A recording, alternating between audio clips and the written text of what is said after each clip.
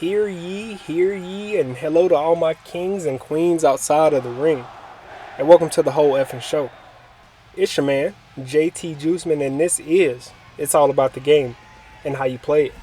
A new podcast where I take you around the wrestling world on a weekly basis, all from the comfort of my mama's basement, y'all. Brought to you by Charlotte Alliance Wrestling, the Queen City's newest independent promotion. Last week, we took a trip to the Japan Dome to watch WWE's rumored #1 draft pick, Holly Graham, as she took on Ava Moreno. This week, I'm talking the fallout from the WWE draft, and there was a lot of it. But first, we're back in Japan to check in on one of my favorites of the entire industry, a name I'm sure you guys haven't heard in a while, The Lock. He took on Rob Van Dam at PWJ as a part of his world tour that's already netted him 27 straight wins, and 12 of those by submission. But before we get into that, my question of the day: who had the hardest WWE theme of all time? I'm talking not the whole industry, just WWE for now. We can get into the whole industry later. I'm going to throw my hat in the ring because my brain can't even comprehend how this beat was made, like how Jim Johnston made Gangrel's beat, because it had the and then the dun dun dun dun, and then the beat drops. It's immaculate.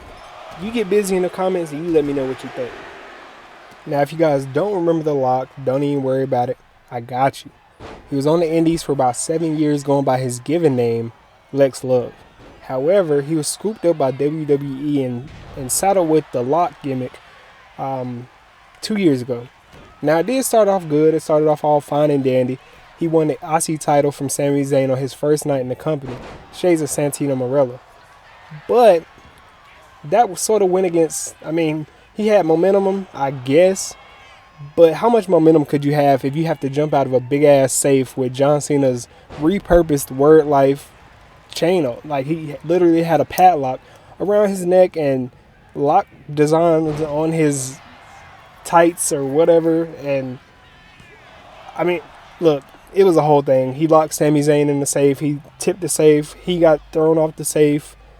A lot of safe. The only thing not safe was his employment status in WWE. We did find out, though, that it was WWE and Shawn Michaels' idea for him to be repurposed as that character, which brings me to the fact that if they didn't believe that he could get by on his own merit, on the reputation he's built in the indies, why not stick him in NXT? Why not let him develop inside the WWE system? That's literally like, is that not what it's made for? He didn't even like the name The Lock. I don't think people like the name The Lock, but that's what people called him after he debuted, and that sort of wiped away all his indie cred. His hardcore fans knew him as Lex Love. I knew him as Lex Love. I was a fan, but that's only because he's from Charlotte. He's from here, where I'm from. So, of course, I followed his career. But Lex Love is cooler than The Lock because, but now it doesn't even matter. That's neither here nor there because he goes by The Lock, Lex Love. It's a lot of alliteration, a lot of L's, but he hasn't taken an L in his last 27 matches. So it is what it is. Anyway, he joined the Hurt Business, got screwed over by the Hurt Business. Then it all boiled down to he damn near killed Shawn Michaels. Then he got fired from WWE. And then when you think he couldn't fall any further, he goes and assaults Sami Zayn at a mocap center for 2K, no less. Very rough times, but his redemption could have been one for the books. Emphasis on could have been. He traveled the world, had a run in the UK, even won the Apex tournament in Japan, and spent some time in Mexico. And it's a shame because if you believe in multiversal, phenomena and things of that nature, there's a timeline where he returned to WWE and won multiple titles. But I also feel like there's a timeline where I didn't disappoint my mom by living in her basement. He's been on the indies for 2 years now, just waiting for the same opportunity as Cody Rhodes, Drew McIntyre. They both got redemptions. Hell, even Jinder Mahal got a redemption. It's like Oprah was just handing out redemptions. You get a redemption. You get a redemption. But, it looks like the door has really just slammed shut in his face for a WWE return. But since I brought it up, the Apex tournament needs to make a return. It was absolutely amazing to see WWE stars mix it up with indie stars. And honestly, The Lock, if I was The Lock, I would use that as a way to get back into WWE, especially if I was able to get into the ring with AJ Styles and Finn Balor at least one more time. That would definitely put him back on WWE's radar. But if I had to hazard a guess, that probably explains the rumors of his retirement swirling around. And he's only 31, so that seems a bit premature, especially since the last batch of WWE's released talent is set to run wild on the indies. And I bring up his age because Tegan Knox, Cedric Alexander, and Baron Corbin are all 30, 35, and 40 respectively. They got mileage, but they're still tread on the tires, and they don't seem to be slowing down. On another note, since I brought her up, maybe an unpopular opinion, but Tegan Knox is like the Derrick Rose of the WWE. Tremendous talent hampered by multiple knee injuries. Dakota Kai, she's also on that list. There's a couple other people on that list. But, I mean, I still look forward to what they can give to the business. Also, as far as release talent go, Indy Hartwell and Blair Davenport could possibly hit the indies and make a huge impact. Both are only 28, so God willing, they'll have long careers. It's hard to explain, but I always felt like Indy was always paired off and rarely given a chance to shine and build her on her own. If they felt she wasn't developed enough, then they should have left her in NXT. I mean, I brought that up earlier, but it's not like there aren't NXT lifers who've been there more than long enough. Blair Davenport, on the other hand, fantastic in the ring. And if they had nothing for her when she was drafted to SmackDown, they should have left her in NXT as well. I mean, in my opinion, she could have been the front runner for the inaugural, the IC title and the US title. She should have been in those tournaments, at the very least. But look, I'm just a mark sitting behind my keyboard in my mama's basement, and I must admit, I'm a fan of just letting things play out. But back to The Lock for a second. With only one more stop on his world tour, could this be the last that we see of him in a wrestling ring? I mean, I for one think he should come back to the States and do one more match. I mean, if only there was a new promotion in the Queen City in his hometown of Charlotte that could give him his last match. Oh wait, I mean, I'm calling it now. I mean, this is the company I work for. Lex Love should come back to his hometown right here in Charlotte and get a great send-off right here at Charlotte Alliance Wrestling. And coincidentally, our first show is in a couple weeks. So somebody got to make the call. Regardless of what he chooses to do, however, I'll be covering it all. And hopefully I can get an interview when he returns to the States. Honestly, going back to his retirement for a second, I think with his win streak going on, mixed with the fact that WWE hasn't pitched a return, that may be the reason for his early retirement. But that's just speculation on my part. Maybe he feels he's reached his ceiling. But, I mean, then again, maybe he's the rumored number one draft pick for the WWE. Spoiler alert, he wasn't. But he will be in Mexico this coming up week, and I will be covering that on my next episode. Not sure, they have not announced his opponent. I just know that's where he's going to be. Speaking of number one draft picks, nobody is talking about the draft pick itself. However, everybody is talking about what transpired at the WWE draft after the draft pick was picked. After the draft pick was picked. The pick, Peter Piper picked a pack of pickled peppers, whatever. When the number one draft pick was attacked by what I'm hearing may be a masked fan, that's the WWE official statement at the moment.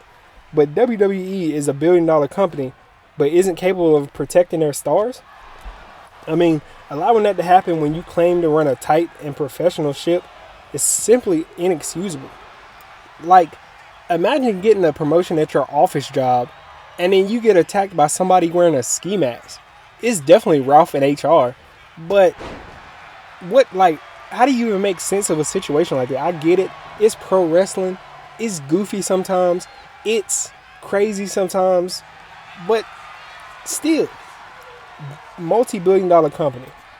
Anyway, my time is up. Lex Love got his 28th consecutive win, 13 of those by submission with that Love Lockdown Cloverleaf submission special. I'll leave you with the footage from this past Monday, and I'll also leave you with a question. Who would your number one pick be? Someone like Roman, Punk, Cody? Or are you looking towards the future with Jacob Fatu? Get busy in the comments, and remember, you can't be anyone else, so be the best you. Have a blessed week and tune in next time to It's All About the Game and how you play it. Peace.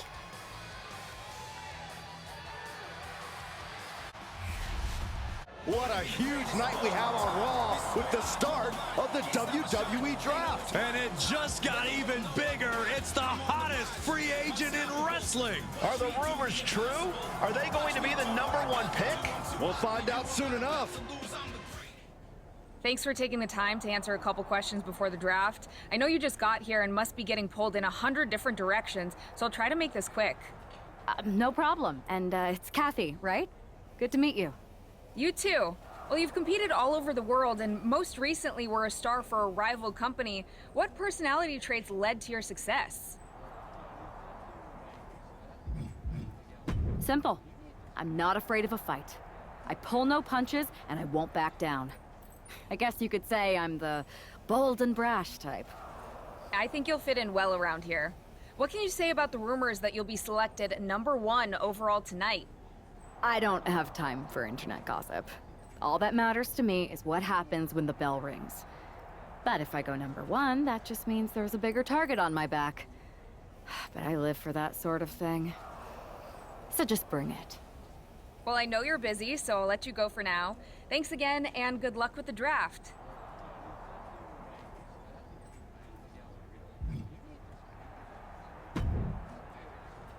Good to see you. Hey, boss. You feeling okay? I know it's tough. New surroundings, big expectations, especially with everything lined up tonight. I'm ready, but I'm actually a little disappointed it's just a draft and I don't get to punch someone in the face. Hey, it's WWE. You never know. I've got to get going, but you should be proud of everything you've accomplished to get here. You've earned it. See you out there in a bit. It's time to kick off the WWE Draft. Thank you. But tonight is not about me. It's about launching this company in a new and exciting direction. And that all starts with the announcement of the top overall pick. So let's not wait any longer. With the first pick in the WWE Draft, SmackDown is honored to select the future of WWE. There they are, the #1 pick in the WWE Draft, and wow, it's a good one. Talk about making a splash. Nick Aldis got himself a generational talent. We heard all the rumors, but seeing this play out now really lives up to the hype. Good luck topping this, Raw.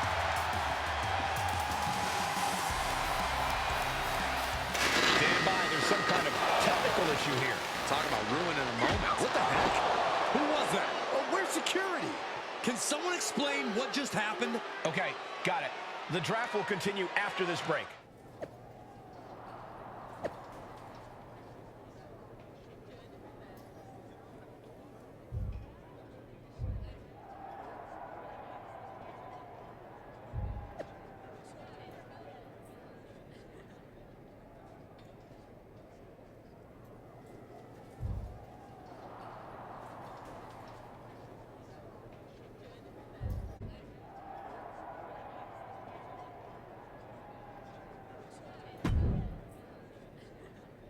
First of all, I'm sorry about what happened out there. We're working with authorities to get to the bottom of it. But Hunter says it seems like it was just a random, unstable individual. Is this how things are handled over here in WWE? Maybe I would have been better off staying where I was. I assure you that's not the case. You're in good hands with us. So if it was a random person, what was with that stuff on the Tron? I wouldn't assume the two things were connected. Could have just been unrelated technical difficulties. Either way, I don't think it's anything to worry about. Better to focus on the positive and move on. Well, I'm focused on kicking someone's ass. Don't care who it is. Perfect. I'll set up a match for you next week on SmackDown, and I'll make sure it's against a local competitor that you'll be sure to dominate. After that, no one will be talking about what happened tonight.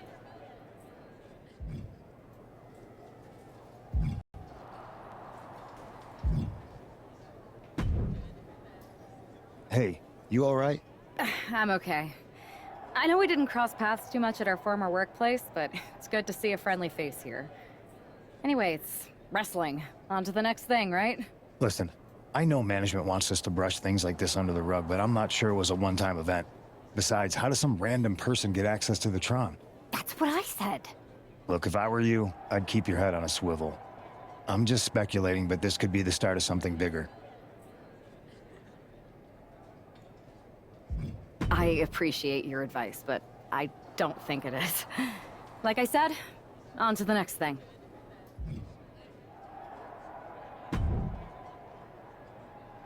That attack came out of nowhere. Are you okay? Hey, Troy. I'm a lot more angry than I am hurt. That's actually what I wanted to talk to you about. The perfect way to blow off a little steam. You got any idea who was under that mask? Because that's who I'd like to get my hands on. I do not. However, since I got promoted, which was definitely based on merit, not because Roman Reigns landed on me at WrestleMania and Triple H felt bad about my numerous injuries, I've been put in charge of booking the matches for our live events. Congratulations? You should be congratulating yourself, because I've got my eye on you to be the main attraction for our next big tour. I appreciate it, Troy, but I'm focused on figuring out who jumped me and then enacting some very disproportionate revenge. That's exactly why you should compete in some live event matches. It's the perfect opportunity to sharpen your skills and max out your abilities. Trust me, you won't believe the kind of rewards you'll get with live events. Fine, Troy. Next time you have a live event opportunity, hit me up. You're the best. Thanks so much. You'll find me waiting for you when I'm ready to book the next bunch of shows. Can't wait.